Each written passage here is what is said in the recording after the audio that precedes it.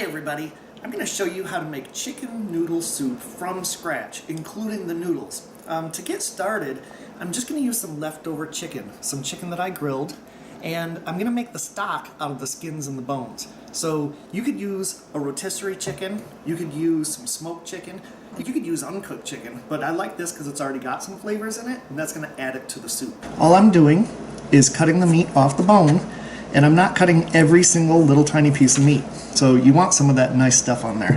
Then this meat is going to be added back to the chicken soup, so it doesn't need to cook. It's already been cooking. Okay, so I've got all the skins and all the bones and the little hard gristly pieces over here. This is to make the stock. Then over here, this is the cut up meat. So these are going to be the little bite-sized chunks that go in at the end of cooking the soup. So let's go ahead and put these in the water.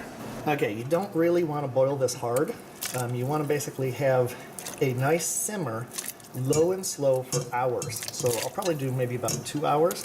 The reason you do low instead of boiling is because it'll solubilize some of the gelatin and collagen and make it really good. The other thing I'm going to do is salt this. If you've seen my other cooking videos, you know that I don't measure anything. So this is just regular iodized salt, and I probably add about, 2.5 tablespoons just to get it going. While we're waiting on that chicken broth to basically come together, I'm just going to start making my own pasta. Now, like usual, I don't measure anything. So technically, the recipe is 5 egg yolks for about 500 grams of flour. Well, I have used that recipe, and it doesn't really make one whit of a difference. So you want just the egg yolk, so you guys know how to do this, right? And I'm going to do 3 egg yolks in here. Now, the other thing that's traditional is Italian pasta makers will just make a little pile of flour on the countertop and work it. But in my experience, it's easier to have it come together in a bowl, and then I'll start rolling it out and shaping it. Now, some recipes just call for the egg yolk, some call for the whole egg. I'll put a little bit of egg white back in there just to satisfy you guys. And now I'm just going to start trying to bring it together in the bowl, and it's going to be surprisingly wet, and so you don't really need a lot of water. We are going to add some water, but let's just see what this does. Alright, so obviously this is a little dry, so I don't know, maybe a tablespoon or 2 of water. Let's just try that. Again, you know, it's like Bob Ross. You can't really make mistakes. And you can, but you can always fix it or just start over again. So I'm just trying to get this to come together into a dough ball. You certainly don't have to be gentle with this like a souffle or a cake batter. We basically want to pound it and homogenize it. All right, so I'd say that's pretty much ready to come out on the countertop. So of course, give yourself a little flour.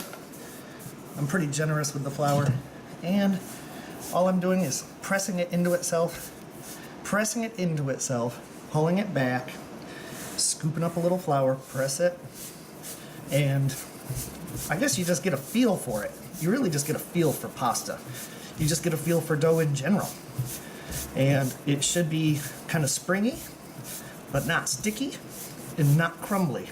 So right now it's getting a little sticky, so that's where I add a little more flour. Okay. And give me just a couple minutes on this. It'll really look good in a couple minutes of kneading. All right, I've been kneading this for about 5 minutes, and it's still a little bit sticky on the inside, but I think it's looking pretty good. Let's run it through the pasta press, just the first round, just to see what it wants to do. Sometimes that's the best way to go about this. Now, I'm not going to put the whole thing through the pasta press at once, so let's cut this into 3. Okay, so let's run this ball through the press. So this is a relatively inexpensive pasta press. Of course, it's all stainless. It's Italian, and it does an awesome job. You could roll this out with a rolling pin, but in my experience, you can't get it consistently thin. Okay, so we're looking pretty good. Now, I'm going to fold it back on itself. Run it through again. We'll do this about 5 times on the lowest setting. I can't explain why. It's just what came with the instructions, but that's looking good. It's looking good. There's no cracks. It's not sticking to the pasta roller. I think that's 4. Alright. This is looking good.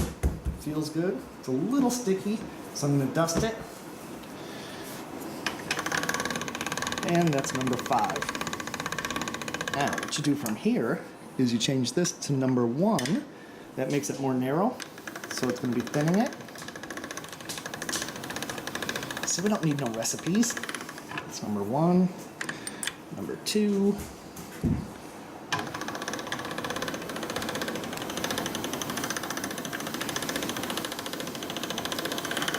All right, looking pretty good. Number 3, totally your choice on how thin or how thick you want this to be. I think I might go to 5. Still a little thick for pasta. But you could make lasagna noodles, you could make fettuccine, make anything. All right, I'm gonna cut this in half too. It's amazing how far just a little bit of ingredients go. Now think about that $20 Italian dinner and how much profit there is at a restaurant. Okay, that's feeling pretty good. So this is number 5. I think I'll probably stop there. Let's see. All right, that feels nice. Okay, so I've lightly dusted these with flour, and they're as thin as I want. Now, as far as cutting these, I came up with this idea. I've never seen this done before. I just nailed a bottle cap, and that bottle cap size is really perfect for chicken noodle soup. So what you end up with is these little bottle cap shapes. So let me go ahead and get these done, and I'll put them on a drying rack. So here we go. I've got all my little bottle cap pastas ready, and now I'll go back and work on the broth. Okay, this has been simmering for a couple hours, so now I'm gonna pull out those bones and the old pieces of fat and skin, and then we'll start working on the other ingredients. What I'm doing here is really caramelizing some nice sweet white onion. And when I say caramelize, I mean really get those sugars nice and browned up. Now watch this. This goes into the soup base. I've already picked out all the bones and fat. Okay, so this is part 1 of working the onions. The other thing is you want to deglaze, because that stuff right there is so much flavor. So take some of your stock, put it in there, and now rub it around, and that's going to come off the bottom, and that provides so much flavor. Then pour that in there. So I'm just going to let this sit for just a minute. Now the other thing I'm adding, I got some diced up carrots, maybe 3 carrots, 3 serranos. The serranos are from the garden. And this is some homemade hot sauce.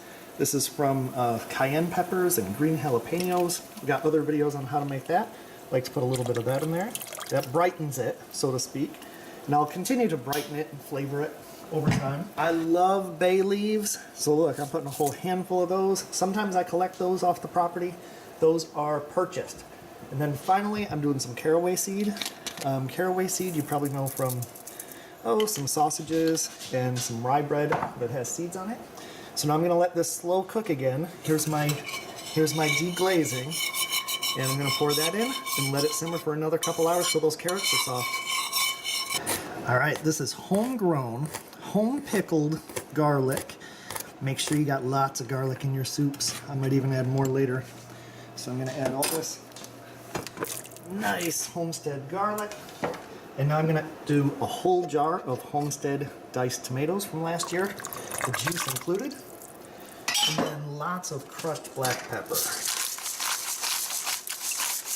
You know what? Let's green this up a little bit too. This is chard from the garden from last year, and it's been frozen, but it's already chopped and blanched, and I'm going to make it a pretty green soup.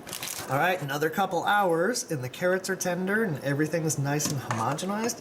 So now I'm going to go ahead and add, not all that pasta that I made, but a pretty good amount of it. Again, no measurements. And then our chicken, maybe about half of this. Maybe the rest of it I'll use for chicken salad. Now I'm just going to cook this until the pasta's done. After a little bit more time cooking, here's our finished chicken soup. I call it bottle cap chicken noodle soup because of the shape of the pasta, but I'm going to just plate this out, well, bowl it out, and have a taste, but it smells amazing, it tastes amazing, and I hope maybe you give this a try in your own kitchen.